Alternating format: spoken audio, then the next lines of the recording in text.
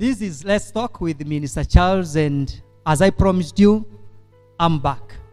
Today, I have a servant of God, a mentor, a father, a counselor, a dad, and I've been working with him for a period of time, and I know him. So today, mambo ni moto. Kaa hapo, gojea. We have a topic that we want us to discuss today concerning is salvation a must. Ni swali ambalo limekuwa likiulizwa na watu wengi, mostly the young generation. Wanauliza, why is it a must I get born again? So this is the day. Kaa hapo and karibu sana. Tuende pamoja. Brother, how are you doing? Kazi iko namna gani? Kazi iko salama? Yeah. Bado tunaendelea vizuri na Yesu. Welcome to Let's Talk. Thank you for having me. Yeah, asante. Sasa, tell us something about you. My name is Billy Mathu. Okay. And by the grace of God, I'm a father, I'm a husband, Okay. and I'm a preacher Okay. of the good word of God. Yes. Karibu sana. Asante. Now, we have a topic today about is salvation a must? And ningekuuliza kwanza, what is salvation? Salvation. Okay. Nikichukua hilo swala kwamba salvation. The word itself, salvation. Salvation is a gift from God, which was given to man. And salvation itself, the word itself, when it is defined, ni kama ukombozi. We were delivered or rescued from peril. Katika mambo ya kuangamia. Kwa sababu binadamu alikuwa anaangamia katika dhambi. Akaweza kukombolewa. Hiyo ndio maana yake jina salvation iliingia. Tukaweza kukombolewa. Tukakombolewa kupitia damu ya Yesu Kristo. Yeah. Yes. Salvation, so it's a gift. It is a gift from God. It is a gift from God to man. To man. Yes. And kuna watu ambao wanaenda kanisani. Yes. Na they are very active, by the way. Yes. Wanafika mapema, they give offerings, they give tithes. Yes. Does coming to church qualify you to be born again, or does it qualify you? Yes. Eternity. Yes. Or shortly tuulize kama, are you qualified because of what you do in church? What I can say, kulingana na hilo swali, kama kwenda kanisa, you qualify to be saved. Yesu hangetoka mbinguni kuja kutuokoa. Tungejenga mahali, tunakutana hapo, tukikutana, Yesu tumeokolewa. Tunaenda kanisani, tunatoa pesa zetu, tunatoa tithe, tunatoa fungu la 10 na hayo mambo yote, tunakuwa tumeokolewa. Lakini haya mambo yote, hata kama wewe ni worshiper, lakini hujaokoka. Kwa sababu maandiko yananiambia ya kwamba katika kitabu cha Yohana 3 kuanzia mstari wa 3, maandiko yananiambia ya kwamba huwezi ukaona ufalme wa mbinguni kama hujaokolewa. Lazima kwamba kana kwamba uokoke kwanza, ndiposa ukaweza kuona ufalme wa mbinguni. So kuwa mimi ya kwamba mimi ni worshiper ama naenda kanisani, kama sijaokolewa, siwezi kapita yale mapile ya kusema ya kwamba nimeokoka. Huwezi kuitwa mwokovu, huwezi kuitwa mlokole. Wewe bado unabaki mwenye dhambi.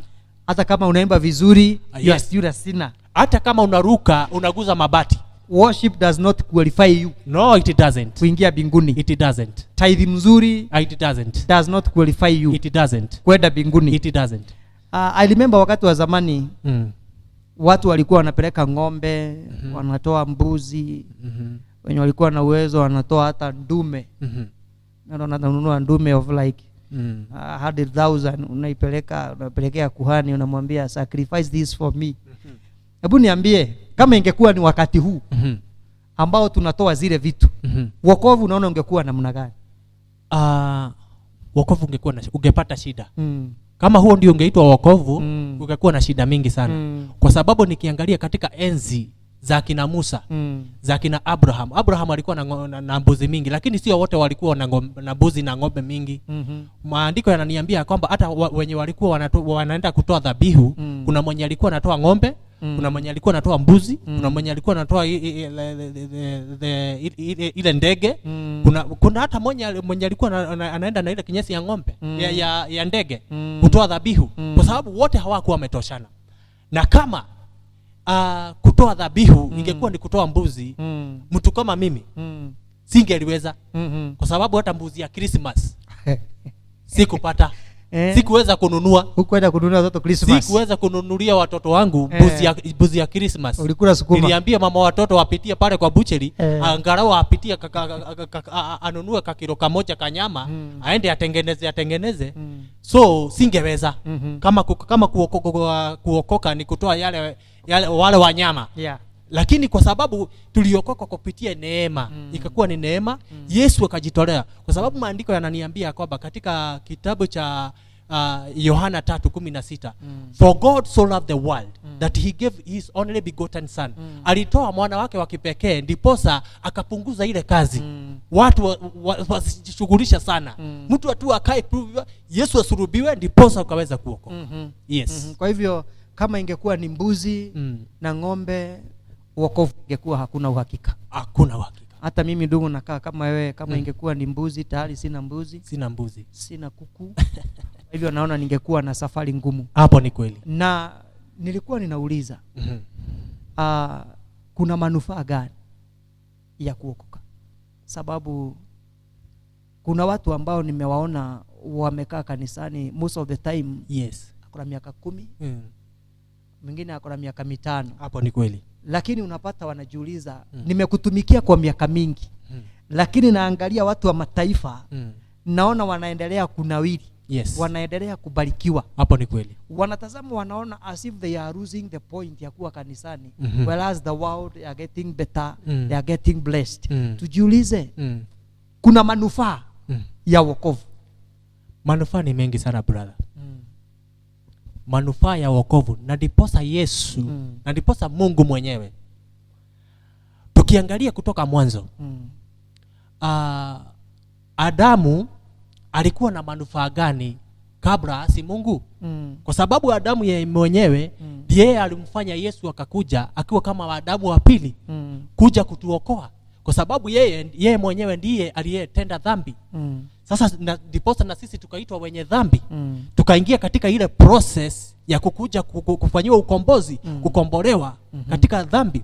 So ni manufaa gani Adamu alikuwa anapata kabla asi Mungu, kabla atende dhambi? Adamu alikuwa aumbwa atawale, akaumbwa na akapewa ile dominion ya kutawala.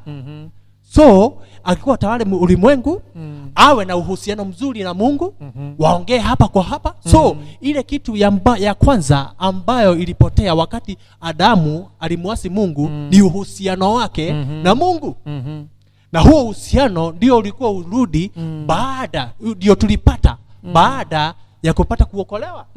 So yale manufaa ambayo yako katika ndani ya wokovu ni manufaa mingi sana, kwa sababu jinsi ambavyo tuliongea kutoka mwanzo, tukasema ya kwamba salvation is a gift. Gift box. Nikiangalia kama nyuma yako naona kuna gift box mingi sana mlikuwa mmeletewa. So yes, Santa, Christmas. So mambo ya wokovu ni kama gift box unapewa. Shika hii gift box, shika hili lijisanduku la zawadi, ujifungulie wewe mwenyewe, ndio ukaweza kupata yale manufaa ambayo yako ndani, yakaweza kukubenefit katika maisha ya wokovu.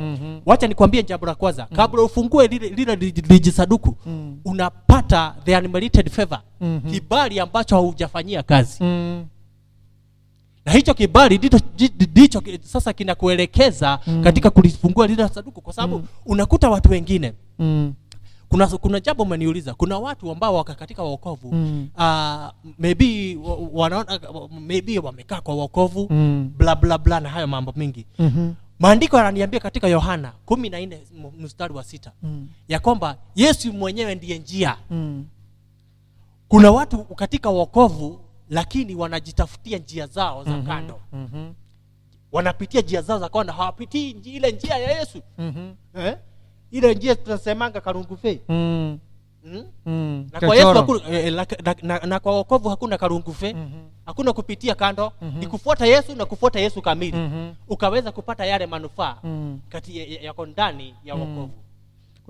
Kuna pahali umesema ya kwamba Yesu ndio njia according to the book of John 14. Yes. Yeye ndio njia, ndio ukweli na ndio uzima. Yes. So Yesu anatupa uhakika wa safari. Yes. Na ukasema ya kwamba is the gift una unwrap, unafungua, unaangalia ndani. Unaangalia ndani. Ile swali ambalo naweza kukuuliza, kwa hii gift ambayo imefungwa, vitu zinafanana ama ndani vitu ni tofauti? Unajua kuna mimi nimeokoka, nimekupata kanisani umeokoka, yule ndugu mwingine ameokoka. Kwa hii gift, because salvation is a gift. Vipawa na zile utajiri huko ndani unafanana? Yale mambo yafanani brother. Na ndivyo unaona katika boma yangu nikizaa watoto sizai watoto wakifanana. Kuna mwenye anafanana mama yake, kuna mwenye ananifanana, na kuna mwenye tunaulizana huyu anakaa wewe ama mimi. So katika lile sanduku mambo yafanani. Kuna neema ya kazi, kuna neema ya kuhubiri. Na ndiposa unakuta talanta katika Biblia, katika maandiko inasema kuna talanta ni mingi. Sasa kuna wenye wa kuongoza katika sifa, kuna wahubiri. So yale mambo yafanani, yale mambo ni mengi sana. Kuna hata utajiri physical. Kuna mambo ambayo yanakusaidia spiritually. Yes. Kwa hivyo wakati tunapofungua inabaki kwamba it is upon me kujua how deeper nitaweza kuchiba in the gift box, ndio nipate kutoa utajiri. Sababu kuna watu ninaona wamekuwa wepesi. You just come to church and you feel comfortable just coming to church. Na kuna hili swali ambalo nilipata kuulizwa ya kwamba kuna mtu anakuja anasema toba. Nimepokea Yesu kama Bwana na Mwokozi, na nikaulizwa toba is it a surety ya kufika mbinguni? Sababu it's like a marriage.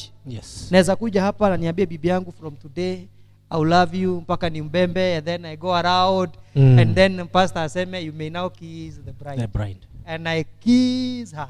But by the end of the day, does a kiss guarantee a family or a marriage? No. So ningependa kuuliza, kwa sababu kuna watu ambao wanakuja wanasema toba na wanasema wameokoka. Does toba assure you kufika mbinguni? Maandiko yananiambia kwamba sio wote wamuitao Yesu watafika katika ufalme wa mbinguni. Sio wote. Kuwa hata naongea na ndimi imeona za malaika, za malaika na hata za duniani. Sio ya kwamba umepita kile kiwango cha kuitwa ambapo mtu ambaye umeokoka. Hujafikisha hiyo kiwango. Bado hujafika kiwango. Unaweza keti pale chini. Kama jinsi ambavyo nimekwambia katika Yohana 3:3. Kupata kuingia katika ufalme wa mbinguni ni kupitia kwa Yesu peke yake. Unaweza kuwa huongei na ndimi. Unaweza kuwa unaingia tu kanisani unanyamaza, unapata mahubiri, unapata kumsifu, na unafanya yale mambo kadhalika. Lakini kutoka hapo unaenda nyumbani. Wewe ni mtu mtulivu. Lakini umeokoka. Hivyo ni kumaanisha bila kuwa na Yesu mbinguni hautafika.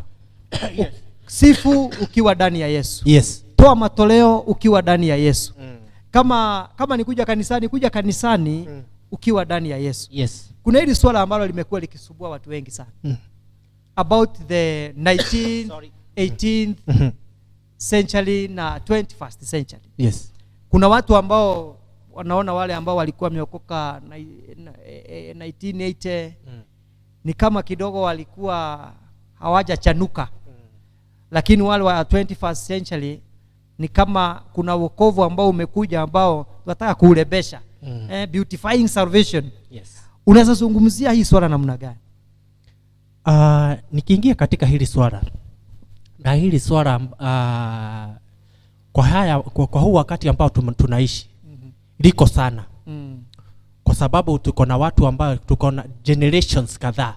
Kuna wenye walitangulia, kuna wazazi wetu bado wako na walikuwa wameokoka bado, kuna sisi, kuna wengine wako nyuma yetu na kuna wengine wako nyuma ya hao. Nikiingia katika wokovu, salvation. Salvation haibadiliki. Wokovu ni wokovu. Na nisiingize mambo katika vijana wa siku hizi wanaingiza. Kwa sababu wameona sinema fulani ati Money Heist, akadhani hata katika wokovu ni kama Money Heist. Kuna season 1 na season 2 na season 3 na season 4. Hapana, wokovu hakuna wokovu season 1, wokovu season 2, wokovu season 3. Hapana. Ama wokovu reloaded. Yeah. Hakuna wokovu sio kama sinema. Wokovu ni wokovu na wokovu inasimama kwa wokovu. Kwa sababu wokovu wewe unajitetea wenyewe. Okay. Kwa sababu ni gift. It is a gift. Yenye tulisema ni zawadi kutoka kwa Mungu. So huwezi kusema hii zawadi ni zawadi reloaded, ni zawadi season 1, kwa hivyo kuna season 2 zawadi. Hapana. Kwa hivyo tukisema ya kwamba kuna wokovu wa siku zile na siku hizi, ni kusema wokovu bado hujakamilika. So yes. So na ndivyo unasikia kama ni vijana wa siku hizi kuna watu wanaingiza mambo ya wokovu hata katika lugha za kidunia. Sarakasi. Wanaanza kumuita Mungu the big man bazoo. Amzae or something. Buddha, ama Buddha. Ama Buddha. Buddha upstairs. Na kucheki. Najua sana unanicheki sana ukiwa hapo. Na nilikuwa na ngori mchana na hiyo ngori najua unaimezea. So hiyo ngori Buddha big man bazoo nataka uniondolee. Hapana, ati ilikuwa imeletwa na day. Ilikuwa na Yesu. Najua katika wokovu abracadabra anasema mambo mingi sana. Au wase najua walikugonga vizuri. So sijui nini. Mungu sio kama baba mzazi mwenye amekuzaa. Baba mzazi unaweza enda maybe amepigwa na wakora huko, muulize na hao wakora wamekugonga kweli, hata wamekukata. Hapana, wokovu ukiingia katika mambo ya Mungu ni mambo mengine tofauti sana. Na ni katika wokovu hakutaki sarakasi. Usiingize sarakasi katika wokovu. Na usiingize ati kuna wokovu wa siku zile na wokovu wa siku hizi. Wokovu ni wokovu. Wokovu it stays undiluted. Yes. Huo ni kumaanisha God remains to be God. Mungu ni Mungu. Jesus remains to be Jesus. Na wokovu ni wokovu. And the devil remains to be the devil. Shetani ni shetani. Sio dei. Hapana. Sio all those kind of. Yes. So hivyo ni kumaanisha ya kwamba yes, hakuna wokovu wa 1980, hakuna wokovu wa 2001. Salvation is salvation. Hata hakuna wokovu wakati wa corona.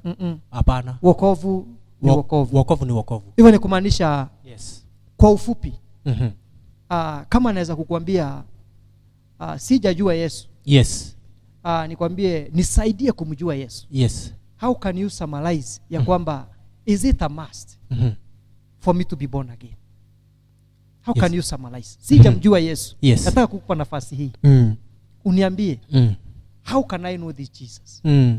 And the importance of knowing this Jesus. Yes. I want to give you 1 minute. You summarize. Venye ningeweza kukuambia ya kwamba wokovu ni lazima. Kama jinsi ambavyo tulisema ya kwamba lazima kuingia katika ufalme wa mbinguni, lazima kwamba uwe umeokolewa. Lazima uokoke, ndivyo ukaribia ukawa na ule uhusiano mzuri na Mungu. Huwezi muita Mungu kama hujaokoka. Huwezi kuwa na uhusiano na Mungu kama hujaokoka. Kwa sababu the process ya kuwa na uhusiano na Mungu ni wokovu. So vyenye ningekwambia ya kwamba unaweza pata wokovu namna gani? Kupata wokovu ni kumkaribia Yesu. Kupata wokovu makanisa ni mengi sana. Kama wakati huu katika hii wakati ambao tuko wahubiri ni wengi kama mimi na wewe na kuna wengine na wengine na wengine. Hakuna mtu mwenye hawezi kusema hajawahi tangia hazaliwe hajawahi sikia mhubiri akihubiri. So karibia yule mhubiri umuulize ya kwamba naweza okokaje? Naweza pata hili jambo unaongea kuhusu la wokovu, naweza lipata namna gani? Na huo na huyo mhubiri atakusaidia na utaingia katika wokovu. Utaingia katika wokovu. Yes. Kwa hivyo asante sana. Yes. You have been a blessing. Yes. To me. Yes. Na pia kwa wengine. Yes. And ningependa niambie my viewers today ya kwamba there is no shortcut. Yes. Binguni hakuna kichochoro. It's all about believing in Jesus. According to the book of John 14, that Jesus is the way, he is truth, and his life. Na akasema ya kwamba hakuna atakayefika kwa Baba isipokuwa kwa njia ya yeye. So swali yetu ilikuwa ya kwamba is salvation a must? Mimi ningetaka kukuambia ya kwamba inazaonekana as if we are having fun and we are mailing and everything is okay. But ningependa ujiulize, what is your life after this? Where will you go after this? Because there is another life.